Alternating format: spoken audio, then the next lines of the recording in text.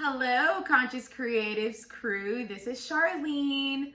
I know it's been a little bit since you guys have seen me, but I am very excited to be back. Life has gotten really busy for me, and so I am actually learning how to manage holiday stress, which is what we've been talking about this week. And so this is part 2 of the video. So learning how to manage holiday stress. What are some of the things that I'm going to be doing? I'm definitely planning on prioritizing what's important and doing less. So that means really recognizing what are the things that I have to do, what are the things that can wait, what am I able to put on the calendar, put on my to-do list, what things can be placed on the bottom, and just recognizing that we can't actually do all the things that we want to do. During the holidays, a lot of us think that, well, this is a break because we are not working as much, and so we think it's an opportunity to get all these other things done. But the truth is you can't fit it all in. And we have to be able to be realistic and just tell ourselves, it's okay for me to slow down, to do the things that I can do in this moment, and to add things to my calendar at a later time. It doesn't all have to get done right now. And that's actually something that I'm trying to work through, especially with trying to start multiple businesses and really trying to identify some of the things that I want to do outside of this. Being able to tell myself that I don't have to do all of this right now. I don't have to figure everything out right this second. I just need to write it down and then get to it when I can. So one of the ways that we can manage our holiday stress is by being able to prioritize and do less. Don't take this as a time to do more. Take it as a time to do less and be able to rest. I would say that the second way to manage holiday stress is going to be sticking to your good habits. Now, I know this one's hard because there are so many good things to eat. We have the opportunity to sleep in. We don't have to go to the gym. There are just so many different ways that we can switch up our habits during this season. But the truth is that changing up these habits can actually add more stress to your life because you're used to having a particular routine. And so being able to maintain that is actually really good for us. So if you're someone that is consistently working out, eating healthy, managing a budget, you want to consistently stick to those things because they give you a framework that you're working from, and you're able to, in some ways, build in extra things or take certain things away, but have a baseline for functioning. And so being able to maintain those healthy habits are actually really good for us.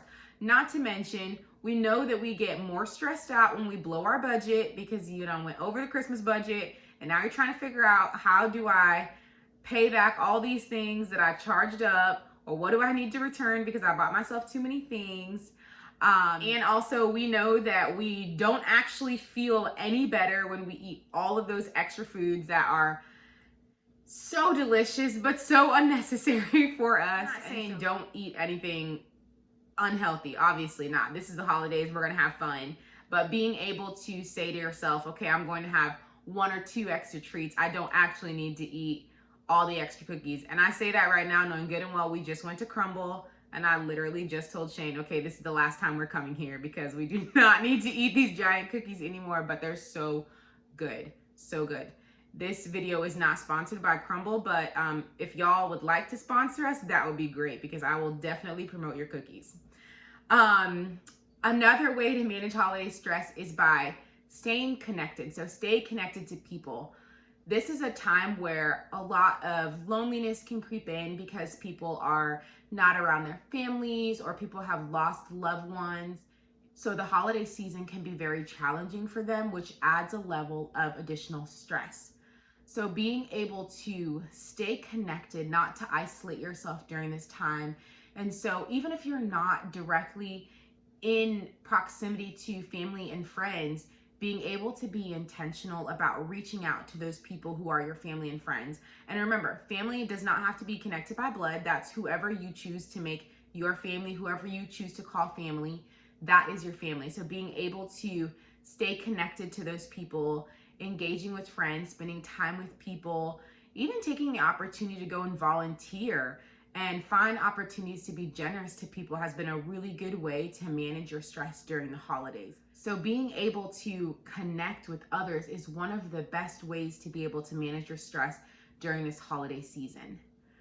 And I wanted to take just a few moments to talk about something that we probably don't know too much about. Seasonal affective disorder is a type of seasonal depression.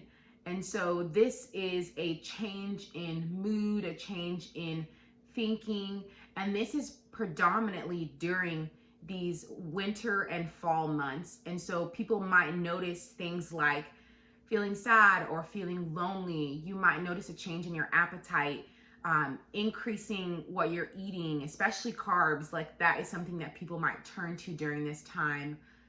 Another thing is going to be a loss of interest or pleasure in activities that you'd previously done.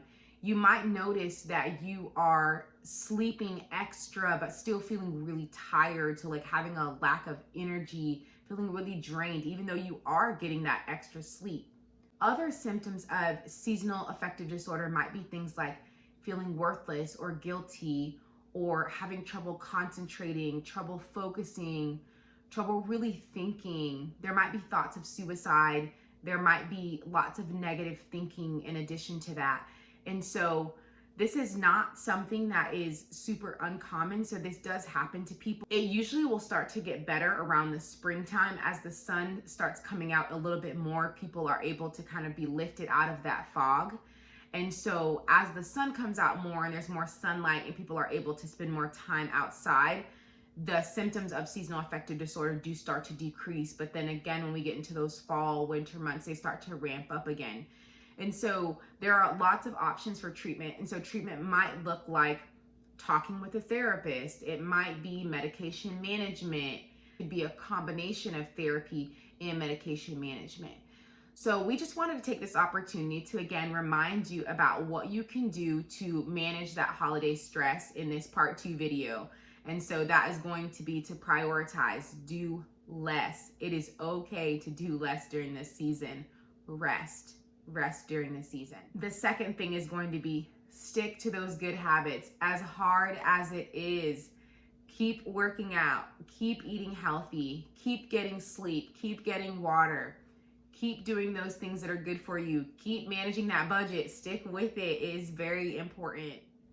The third thing is going to be to stay connected. Do not allow yourself to be isolated by yourself, not engaging with people, because it's not going to make you feel less stress. It can actually produce more stress. So being around people during this season can help reduce the level of stress that you're feeling.